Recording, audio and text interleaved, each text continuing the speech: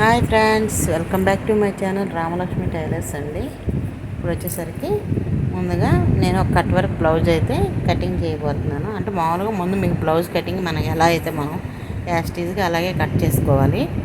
నేనైతే బ్లౌజ్ ముందు కట్ చేస్తాను, తర్వాత నేను అవి కట్ చేస్తాను అన్నమాట. కట్ వర్క్ కోసం క్యాన్వాస్ని ఓకేనా. ఇప్పుడు ముందుగా హ్యాండ్స్ అని కట్ చేసుకుందాం. అలా డ్రాయింగ్ చేసుకొని నీట్గా ముందు ఎక్స్ట్రా ఖర్చులు తీసేసి మళ్ళీ ఒక పావు ఇంచి కానీ ఖర్చుకు పెట్టుకొని హ్యాండ్ వచ్చేసరికి అమ్మాయిది 5 ఇంచీలు ఒక హాఫ్ ఇంచ్ యాడ్ చేసి మొత్తం 6 ఇంచెస్ తీసుకున్నాను అనమాట.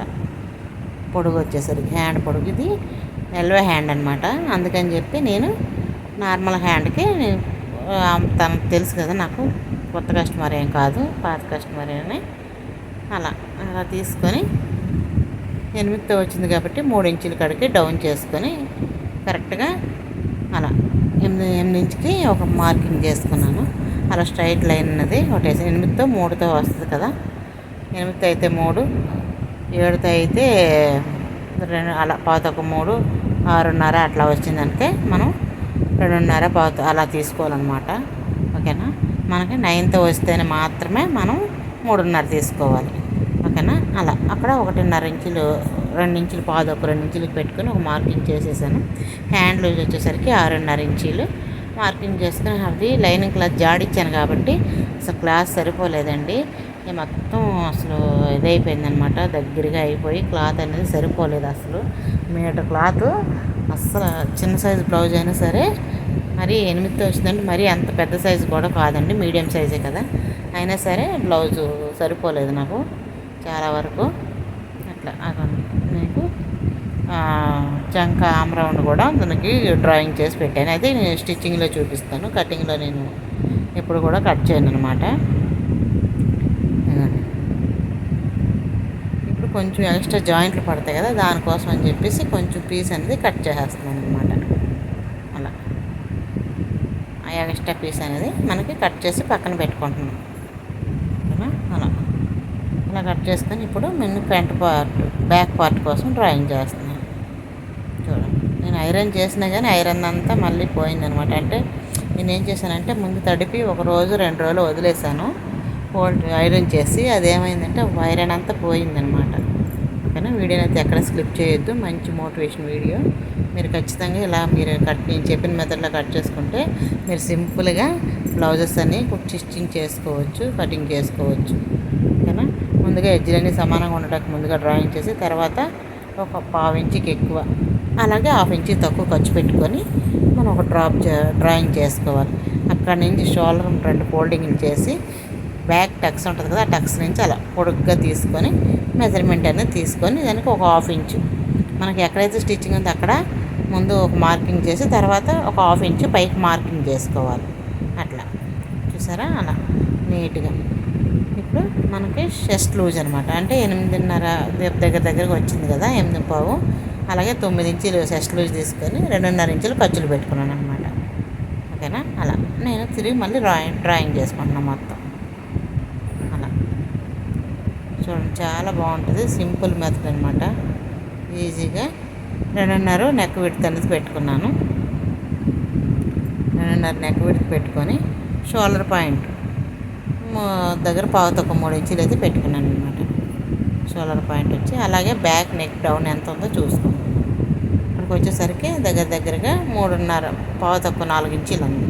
అలాగే నేను ఒక కట్ వర్క్ కాబట్టి మనకు కొంచెం పావు ఇంచు ఎక్స్ట్రానే ఉండాలని చెప్పి నేను 4.5 తీసుకున్నాను. ఓకే.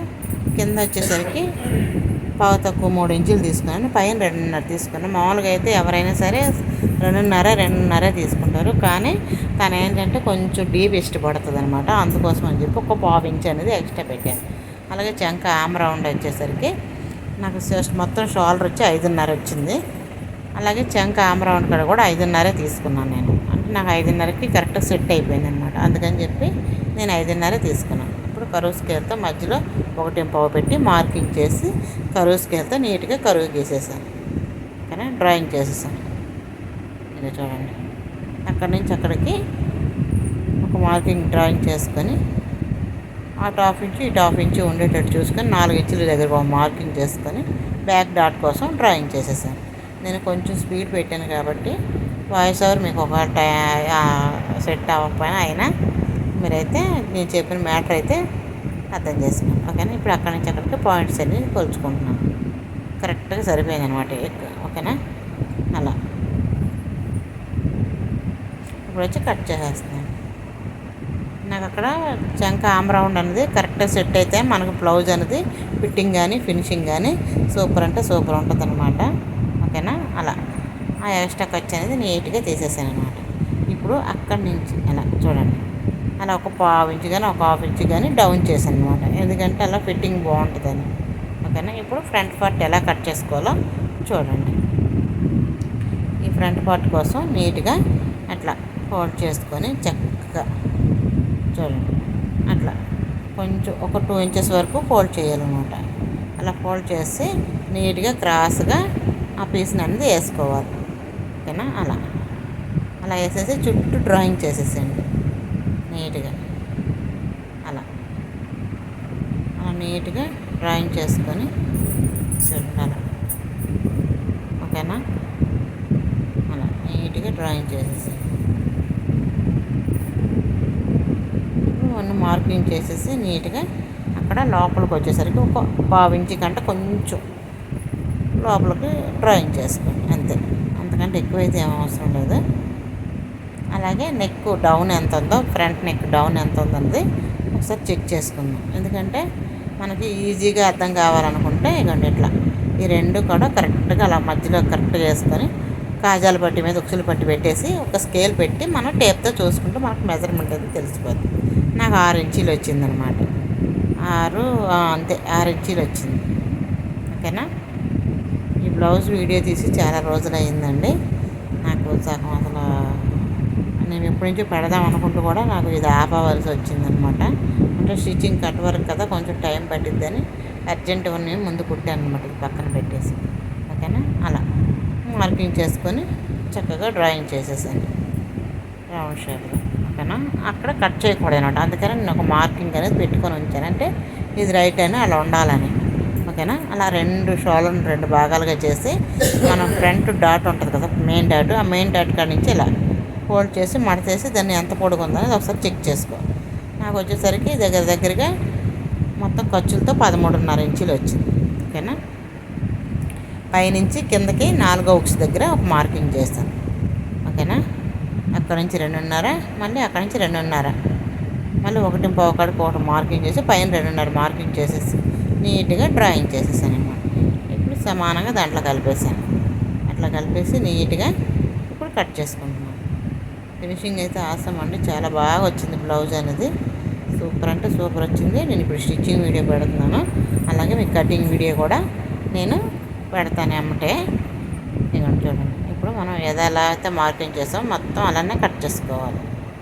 ఓకేనా. అలా నీట్గా ఇప్పుడు మనం ఎక్కడైతే కట్ చేసి పెట్టాం కదా, డ్రాయింగ్ చేసిన వరకు టక్స్లు ఇచ్చుకోవాలి. ఓకేనా. అలా ఇక్కడ కూడా చిన్న టక్స్ అనేది ఇచ్చుకోవాలి. ఇచ్చేసి మనం ఎక్కడైతే మనం కట్ వర్క్ వేయాలనుకుంటున్నాం అక్కడ వరకు చిన్న టక్స్ ఇచ్చుకొని పక్కన పెట్టుకోవాలి. ఓకేనా. ఇప్పుడు సేఫ్ బెల్ట్ అనమాట. ఈ సేఫ్ బెల్ట్ కోసం పైన వచ్చేసరికి 3.5 ఇంచీలు, ఇటు సైడ్ వచ్చేసరికి కింద వైపు వచ్చేసరికి 3 ఇంచీలు అనమాట. ఇప్పుడు అలా మార్కింగ్ చేసుకొని నీట్గా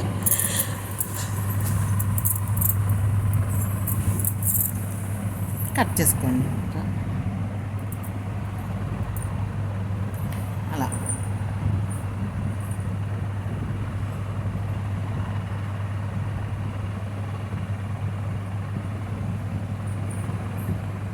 నీట్గా ఇప్పుడు మెయిన్ క్లాత్ తీసుకొని ఆ క్లాత్ని చూడండి ఇట్లా హ్యాండ్ ముందు కట్ చేసుకోవాలి. కాబట్టి హ్యాండ్ పార్ట్ని నేను అంటే ఎల్బో హ్యాండ్ పెడతానంటే వద్దన్నమాట. తను నాకు అన్నీ అవే చేతులు ఉన్నాయి వద్దండి అన్నారు. అందుకని చెప్పి నేను ఇదిగోండి ఇట్లా ఓన్లీ పొట్టి చేతులు మాత్రమే పెట్టి కట్ చేస్తున్నాను అనమాట, షార్ట్ హ్యాండ్ పెట్టి. ఓకేనా.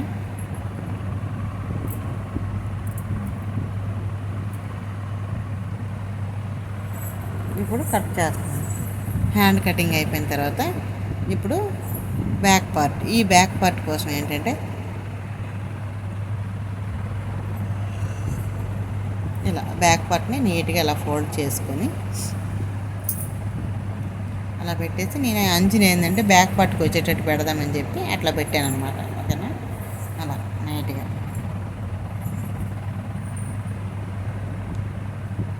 అలా అలా పెట్టేసి ఇప్పుడు ముందుగా బ్యాక్ పార్ట్ వేసి బ్యాక్ పార్ట్ కూడా కట్ చేసేసాను.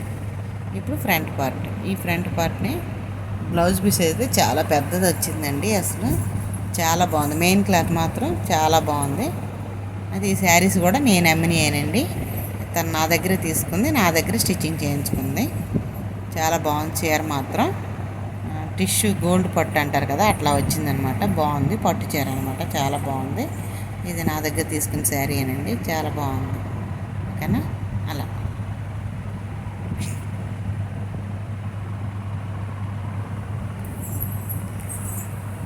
ఇప్పుడు వచ్చేసరికి సేఫ్ బెల్ట్ కోసం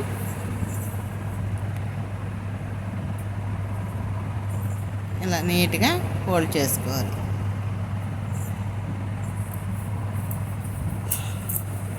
అలా ఫోల్డ్ చేసుకొని నీట్గా ఎక్స్ట్రా క్లాత్ అంతా కట్ చేసుకొని నీట్గా సేఫ్ బెల్ట్ కూడా పక్కన పెట్టుకోవాలి. ఓకేనా, ఇప్పుడైతే కటింగ్ అయితే అయిపోయింది. ఇప్పుడు వచ్చేసరికి ఇదిగోండి main part, front part, hand, safe belt, మిగిలిన లైనింగ్ పీసులు అన్నీ కూడా. ఓకేనా, వీడియో నచ్చితే మాత్రం లైక్ చేయండి, షేర్ చేయండి, సబ్స్క్రైబ్ చేయండి. Bye bye.